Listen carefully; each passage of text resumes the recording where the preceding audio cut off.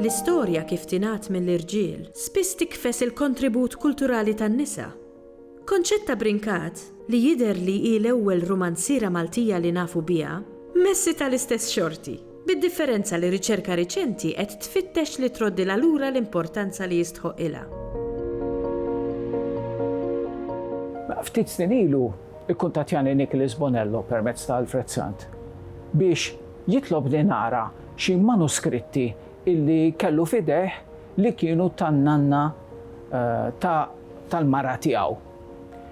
Issa dawn il-manuskritti realizzajna illi kienu fil-fatt rumanzi illi konċett ta' brinkat kienet kitbet fl-1919 u fl-1922 u allura dawn mhux biss għax kitbithom mara imma għax għandhom ċertu valur letterarju, għandhom ċerti karatteristiċi li ma narawx fir-romanzi popolari ta' żmiena ta' awturi bħal Emilio Lombardi jew Arturo Caruana.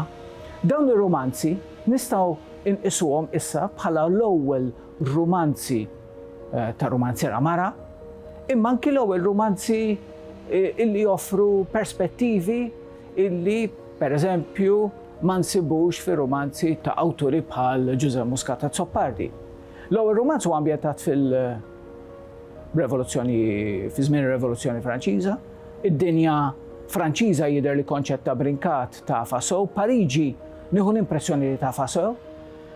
Mill-ftit li nafu dwar il-ħajjita u li qed niskopru bil-mod il-mod anki bl-għajnuna tal-familja tagħha jew tad-dixxendenti tagħha, jista' jkun li konċett ta' brinkat għalkemm twildet bil-Kara u mietet ta' Sliema fl-1870 u l-1940 jista' jkun li jgħixet għal xi żmien l-Alġerija, ħadet edukazzjoni Franċiża u għandha ċertifikat skont il-familja tal-edukazzjoni Franċiża li ħadet l-Alġerija, probabbilment fid-distrett ta' Kostantin fejn kien hemm eluf ta' Maltin fil-fatt. U nafu wkoll għadhem skoprejt illi u r-raġel tagħha Vincenzo Brinkat sifru lejn l-Alġerija fl-1929. Il-kuntatt mal-Alġerija u ma' Franza huwa qawwi u jidher ukoll fil-vjaġġi ta' ulieda. Ir-romanzi huma interessanti għaliex konċett ta' brinkat għalkemm tuża dialogu stilizzat, għalkemm il-karatteri jitkellmu b'mod letterarju iżżejjed. Toffri dettalji u tuża metafori, espressjonijiet, xbijat illi ma ssibhomx fil-romanzi popolari ftit irħas ta' żmienha. Għandha deskrizzjonijiet tal-karattri, għandha deskrizzjonijiet tal-ilbies, għandha deskrizzjonijiet tal-amara minn ġewwa. Hemm ċerta mhux biss letterarjetà, ma anki mħabba inħoss fil-rakkonti tagħha u naħseb li se jintlaqgħu tajjeb ħafna mill-qarrieqa Maltin la darba jiġu pubblikati fil-żmien li ġej. It-tieni romanz ta' konċett ta' brinkat jismu Sahara de Relis, l-ewwel wieħed jismu il-familja de Valera jew Louis mitluf ġewwa il-Bosk. It-tieni romanz is-Sahara de Relis huwa ambjentat fi żmien l-Imperu Ruman. Huwa kontinwazzjoni biex ngħidlek tat-tip ta' lingwaġġ pjuttost letterarju minkejja l-elementi tal-romanz popolari gotiku ta' żmienha illi insibu fl-ewwel romanz tagħha ambjentat fi żmien il-Rivoluzzjoni Franċiża. Interessata fil-imħabba, interessata fil-familja, interessata fl-imġiba tajba, interessata fit-taqbida bejn it-tajjeb u l-ħażin, interessata fil-ħajja ta' kuljum tan-nies, tan-nobli imma anki tal-faqar, interessata fil-karità, fil-ġentilezza, fil-qalb tajba. U dawn huma t-temi li kontinwament joħorġu f'dawn ir-romanzi li huma umani u jkolli ngħid umanistiċi ħafna.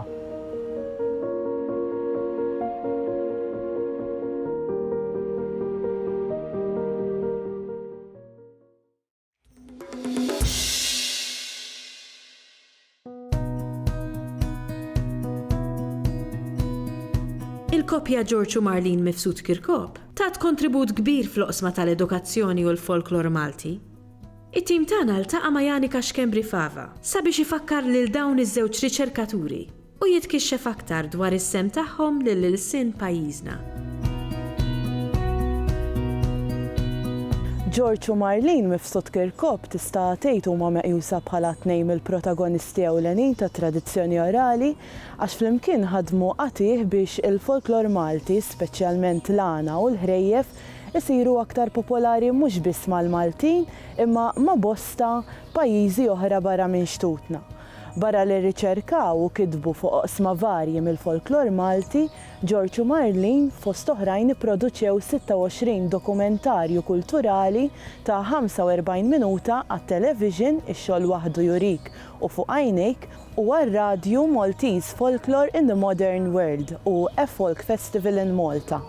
Dan ix-xogħol li semmejt u verament ftit fejn ix-xogħlijiet li għamlu George u Marlene Mifsud Kirkop, fil-fatt jekk wieħed jidħol fis-sit tradizzjoniorali.org tad-Dipartiment tal-Malti tal-Università ta' Malta jista' jara l-bibliografiji sħaħ ta' dawn l-istudjużi. George Mifsud Kirkop twieled ħal Ormi fit-28 ta' Ġunju 1951, speċjalizza fit-teorija u fil-prattika tal-folklor u bir-riċerka tiegħu Type Index of the Maltese Folktale within the Mediterranean Tradition Area rebaħ il-premju Carmen Mikallef Buħaġar għall-aħjar teżi tal-Maġisteru fl-Arti fl-1978.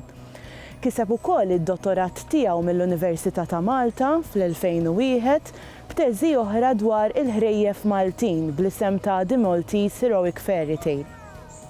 Mifsud Kirkop kien lettur fil-Junior College kif ukoll fl-Università ta' Malta. Barra minn hekk ippubblika bosta kodba fuq il-Malti, ġabar numru ta' ħrejjef Maltin minn fomm in-nies, xandar bosta programmi brabta mal-Malti u l-folklor u organizza qatt ta' festivals tal-għana. Il-kontribut ewlieni lejn il-Malti li ta' George Mifsud Kirkop huwa l-folklor, speċjalment fejn tidħol in-narrattiva orali, l-etnoloġija, is-snajja u l-għana. Il-mara tiegħu Marlene Mifsud Kirkop mill-Mosta u twildet fit-23 ta' Mejju tal-1950. Ħadmet għal snin twal bħala għalliema imma fuq kollox kienet riċerkatriċi bravissima. Ħadmet mill-qrib mal-folklorista José Cassar Puluccino u naturalment ma' żewġa George. Marlene dejjem kienet tgħid li l-folklor mhux biss irriċerkatu imma għexet fih saħansitra ħafna tradizzjonijiet li llum l-użanza tagħhom naqset jew spiċċat mhux talli tiftakarhom imma kienu tista' tgħid parti minn ħajjitha. Fil-fatt wara l-ewwel teżi tagħha fuq il-folklor fir-Romanz Storiku Malti għal baċellerat u t-tieni teżi fuq Emotive Index of the Maltese Folktale għal Maġisteru fl-Arti, komplit bir-riċerka fin-narrattiva popolari fl-irrakuntar u fl-għana Malti, b'mod speċjali l-element kulturali u soċjali fl-għana tal-fatt. Ħadet sehem f'konferenzi u sessjonijiet tal-għana u tal-irrakuntar kemm f'Malta kif ukoll barra minn xtutna. Għenet ukoll fl-organizzazzjoni ta' diversi attivitajiet kulturali, fosthom organizzat l-attività kulturali Grimani minn qatlu għal Science in the City.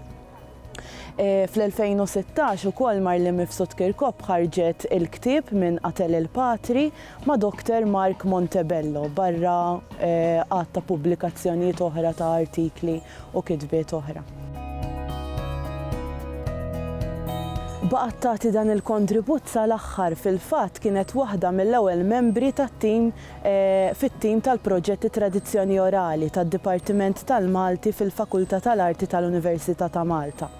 Tista' tgħid ħadet sehem sal-aħħar fid-diskussjonijiet fuq is-suġġetti tat-taħdidiet li kien hemm bżonn isiru fil-proġett u barra minn hekk tat kontribut f'dan il-proġett anke billi tat qatt ta' taħdidiet interessanti fuq oqsma varji tista' tgħid ta' tradizzjoni orali fuħut mill-50 taħdita li saru fis-sensiela ta' dan il-proġett. Fuq kollox Marlene għenet ukoll fit-tħejja professjonali ta' riċerkaturi li għadhom jibdew biex dan il-qasam ukoll ikompli jiżviluppa. Personalment għalmet ħafna lili u għenet ħafna fit-ħejja tar-riċerka li kont qed inwettaq bħala parti mill-proġett dwar it-tradizzjoni orali u anka għenitni f'riċerki oħra marbuta mal-istudji tiegħi. Kienet tgħinni minn qalba u dejjem tħeġġiġni biex inkompli naħdem fuq dan il-qasam. Kienet ukoll tħobb tinkludini anka fil-ħidma tagħha, anke jekk mhux daqstant kellha bżonn l-għajnuna tiegħi, imma kienet tagħmel hekk biex tarani nitgħallem u fl-istess ħin ix-xogħol li hi u żewġa taw tista' tgħid taw ħajjithom għalih dejjem jibqa' miexi. Il-ħamiem skont fejn joqgħod ibarqam ifisser ġej għax-xita, isserdu x'inhi d-denjajat ukoll ifisser ġej għax-xita, ġej il-maltemp. Charlie Chaplin kien għaddej mis-Stradarjali u kisser il-fanali. Mbagħad għandna l-ieħor ta' Ferdinandu. Ommu temetu l-ħobs tal-granza biex jitgħallem ftit kirjanza. Temetu l-ħobs tas-smit biex jistudja għal tabib.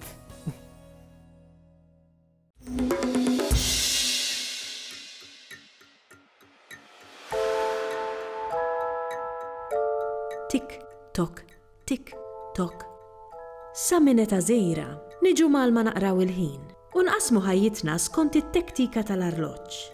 Tkellimna ma' Dorian Catania, edukatriċi li ħolqot riżorsa bil-Malti propju sabiex tgħin lill-qarrejja żgħar jaqraw il-ħin.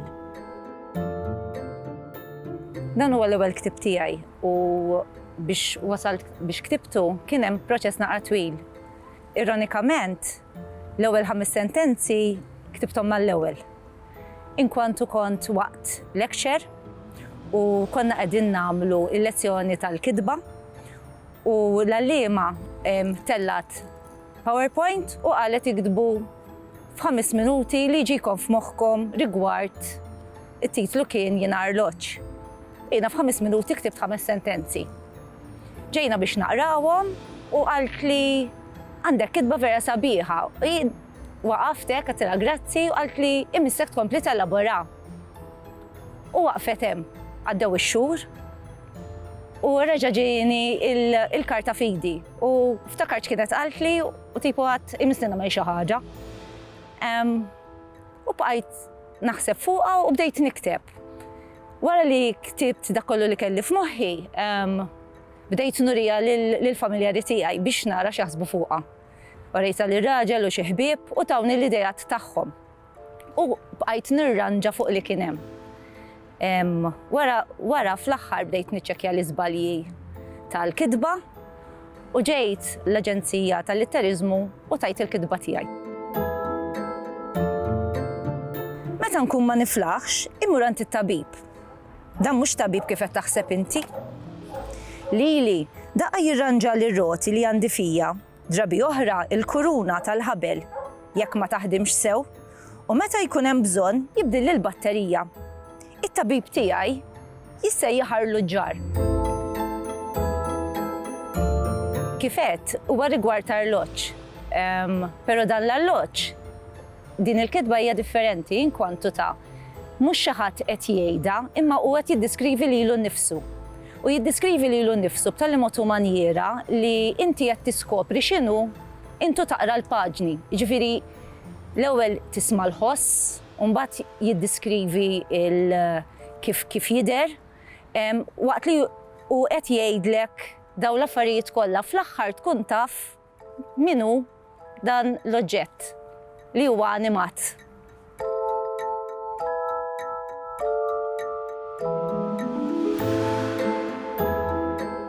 Meta ktib dan il-ktieb, l-ewwel ħaġa li kelli f'moħħi l-isfida l-kbira għalija kienet li dan irid jintoġob, li xi ħadd ħajaqbdu f'idejh u jgħid iva irrid naqrah dan il-ktieb, jiena jogħġobni u jinteressani. Għax jekk ma toħloqx l-interess fit-tfal biex jaqraw, kun għalija ma ktibx xi ħaġa tajba. Allura kienet sfida mhux ħażin inkwantu ta' bdejt nagħti li xi tfal li kont naf biex nara jekk ikunu x'iridu jaqrawh u nara x'riżultat kien hemm minn din meta bdew jaqraw. Meta ġejt biex niltaqa' mal-illustratur, l-ewwel ħaġa ma minna qadna bil-qeda bdejna niddiskutu jiena x'kelli f'moħħi biex jiena nwassal dak li kien hemm fil-kitba anke fit-tpinġija. Ovvjament sta għalih li ħoloq l-illustrazzjonijiet, però jiena xtaqt li peress li dan l-arloġ qed jitkellem li anke l-illustrazzjonijiet jitkellmu weħidhom ħalli meta xi ħadd ikun qiegħed it-tfal ikunu qegħdin jaqraw, ikunu qegħdin jifhmu b'dak li qegħdin jaqraw. Aħna razza kbira li nagħmlu l-istess xogħol. Mid-dera tagħna, aħna kemm xejn differenti minn xulxin. Issibna f'kull forma u għamla u magħmulin minn materjali differenti. Imma l-għana ħari tagħna huwa dejjem l-istess, li nuru l-ħin.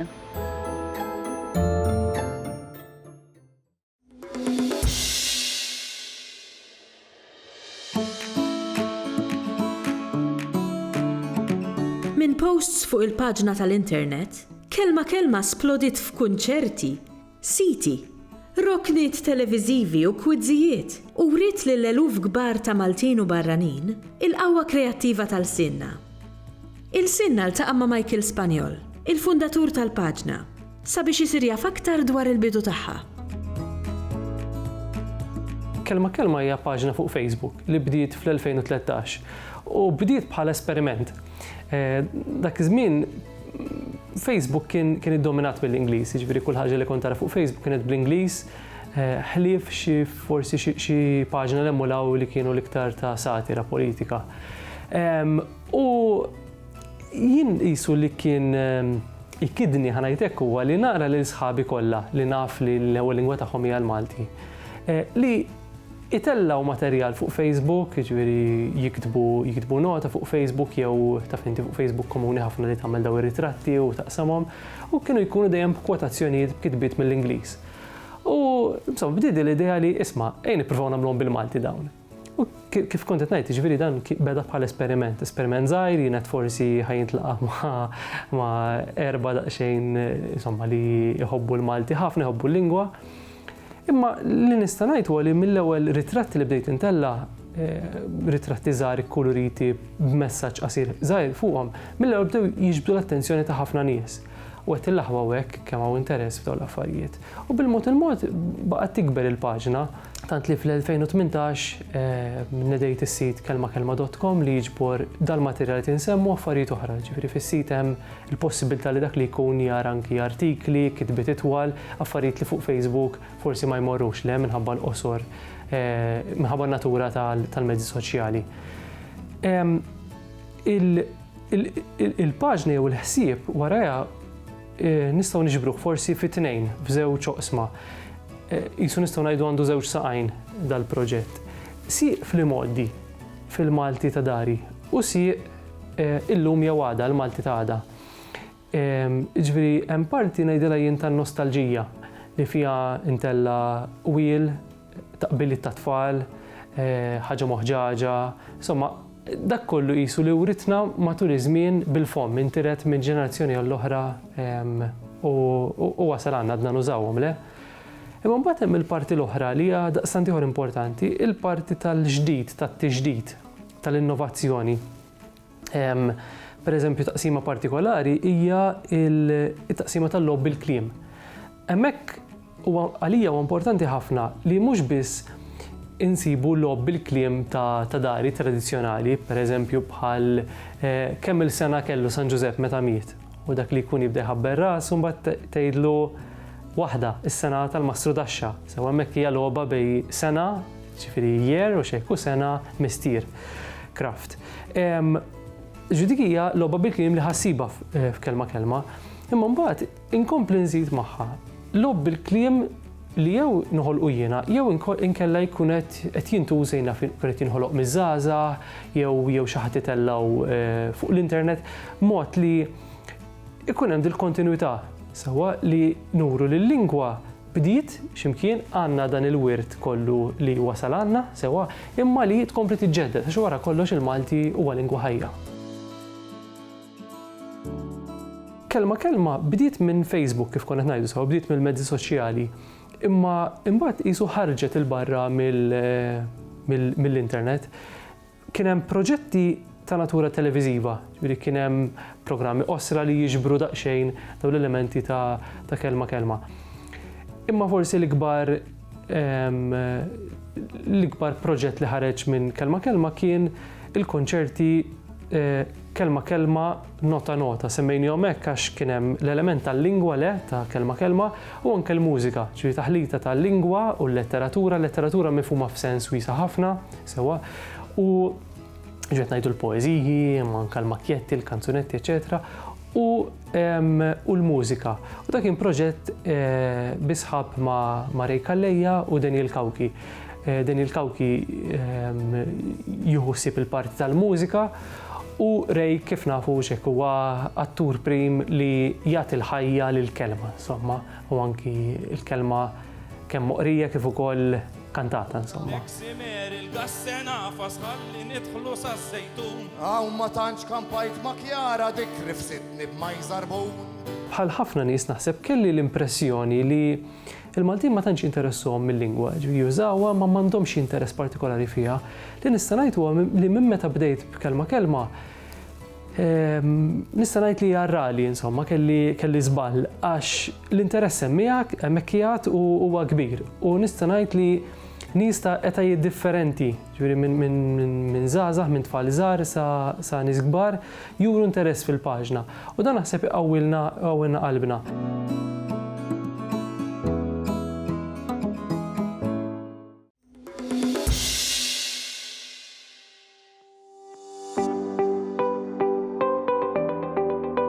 Għall-kreattività m'hemmx żmien aqwa mit-tfulija u żżożija. Fir-rukna li jmiss nitkellmu ma' Roberta Bajjada, awtriċi li tikteb għat-tfal u żgħażagħ. Bħala ġeneru minn dejjem laqatni il-ġeneru tal-Magic Realism u fil-kodba tiegħi indaħħal ħafna minn dan il-ġeneru. Ġeneralment ikollok sitwazzjoni li hija reali u ħażewwiġha ma' sitwazzjoni li hija inqas reali jew hija bbażata kważi kollha fuq l-immaġinazzjoni jew dak l-element ta' fantasija. Jekk nieħdu pereżempju ir-romanz Arloġġ u Tila, għalkemm għandek l-istorja dwar dan l-arloġġ li għandu setat maġiċi, xorta waħda l-qarrej jiltaqa' ma' personaġġi li jeżistew verament, ħassib il-Leonardo da Vinci, eżempju, Ludovico Sforza, Cecilia Gallerani, li kollha eżistew fil-perjodu ta' Rinaxximent. Jekk tieħu pereżempju Arlekin Isfar li huwa sequel ta' Arloġġ u Tila, għandek ċirku mimli kreaturi surreali, però mbagħad għal darb'oħra dawn l-avvenimenti kollha iseħħu madwar serqa li seħħet tassew ġewwa l-Olanda fl-2012. Jiġifieri dejjem ħassib fix-xogħol tiegħi dak it-taħlita bejn dak li hu reali u dak li huwa inqas reali. Bil-magna mitfija u d-dajsa wieqfa, issa jida qatawa li jsejħu għall-għajnuna. Ħakkim mhux ftit il-paniku meta r-radju bħal bqija tal-apparat teknoloġiku kollu li kellhom abbord sabuh bla ħajja. Aktar ma jdawru switches u jafsu buttuni, donna l-lanċ aktar twebbes rasa u tirreżisti kull sforz min-naħa tagħhom biex jagħmlu kuntatt max-xatt. Iżda f'daqqa waħda, id-żiem mużajk ta' tskoss goff fil-quddiem u bdiet baħħar wieħed lejn x'imkien bl-ekwipaġġ u l-ħut li qabdu b'kollox. Ma kellhomx idea kemm damu għaddejjin ġo ċpar b'qalbhom tħabbat 6-6 mingħajr li kien idea ta' fejn kienu sejrin. Id-żiem mużajk kienet qisha ċinju, tiżeffen fuq wiċċ l-ilma qisu żejt mingħajr li ntielu l-kontroll ta' ħadd. Il-proċess kreattiv tiegħi jinvolvi ħafna drabi li jiena mmur lura biex nimxi l-qudiem, jiġifieri jekk inti taħdem fuq manuskritt, jien inħossi l-bżonn ħafna li nirritorna għal dak li nkun ktibt qabel biex inkun nista' navvanza fir-rakkont tiegħi. Għandi wkoll sistema fej naħdem fl-istess ħin fuq manuskritti differenti. Jiġifieri naħdem bażikament skont l-emozzjonijiet li nħoss, skont il-burdata, jiena l-kitba naraħħa bħala oġġett li nagħmel ta' pjaċir. Allura jekk din imbagħad issir qisha biċċa xogħol ma jaqbilx. Allura għalhekk inżomm din is-sistema li dejjem naħdem fuq xi ħaġa differenti skont kif jien inkun qed inħossni f'dak il-mument. Sa fl-aħħar, min qalb isħab li kien keffinhom, issa jieda lemħu dawl xkejken itebteb bħal kewba fil-bogħod. Għall-ewwel twerru, għax ħasbu li seta' jkun dawl ta' vapur ieħor. U f'dak iċpar, żgur li ma kienx se jara d-dajsa tagħhom. Iżda mbagħad inkixfet bħal ponta ta' tinda u ħiel ta' bandiera tperper mill-quċċata tagħha fejn kien hemm ukoll memuża l-bozza tarmi d-dawl. Minn ġo ċpar bdew jidhru l-faxex ikkuluriti ta' drab tat-tinda bħal linji wisajn sofor u vjola skur u sensiela ta' xinxilli bojot mitrufijiet ta' drab. Li ma kienux f'sitwazzjoni daqshekk serja, ħaseb il-kaptan Reuben Holtwick u jiċċassa lejn it-tinda minn ġollenti ta' tromba. Żgur li kien jaħlef li dik li kien hemm qudiemhom kienet tinda ta' ċirku li b'xi mod misterjuż ittellat f'nofs ta' baħar. Bħala liema għandi l-opportunità li naħdem ħafna fil-qrib maż-żgħażagħ u allura ikolli ċans ukoll nosserva xi sfidi jkollhom, xi sfidi jiltaqgħu magħhom dawn fil-ħajja ta' kuljum. F'kotba bħal termini u kundizzjonijiet japplikaw, eżempju għandi l-karattru ta' Miki li għalkemm għal darb'oħra qed isolvi misteru, xorta fl-isfond jiltaqa' ma' problemi li jiltaqgħu magħhom ċertu tfal l-iskola, eżempju għandek il-problema tal-bullying. Għandek il-ħuħ Leonard li huwa ossessjonat fuq il-gaming, eżempju. Moħtu Bettina li għadha kif taqbad l-ewwel impjieg taħdem ġoħanut tal-kafè. Ġifi dawn huma kollha sfidi li l-qarrej żagħżugħ jista' jidentifika ruħu magħhom, jista' jirrelata magħhom. Newwel it-tromba lil Lars u tarmi l-ġdid tal-ħdejn ir-radju. Aħdem qallu minn bejn snin u mażin. Aħdem. Mal-10 attentat laqgħu it-textix ta' kollegament pessimu mal-kosta. Imħawwar kultant vuċi skossjata li ma tinftihemx. Reuben Holtwick xtaq ħafna jispjega eżatt kien qiegħed jara mingħajr tlaqliq. Iżda tħallab linja maqtuwa ħesrem. Hekk kif iż-żim mużajk ebet għal kollox minn fuq ir-radar.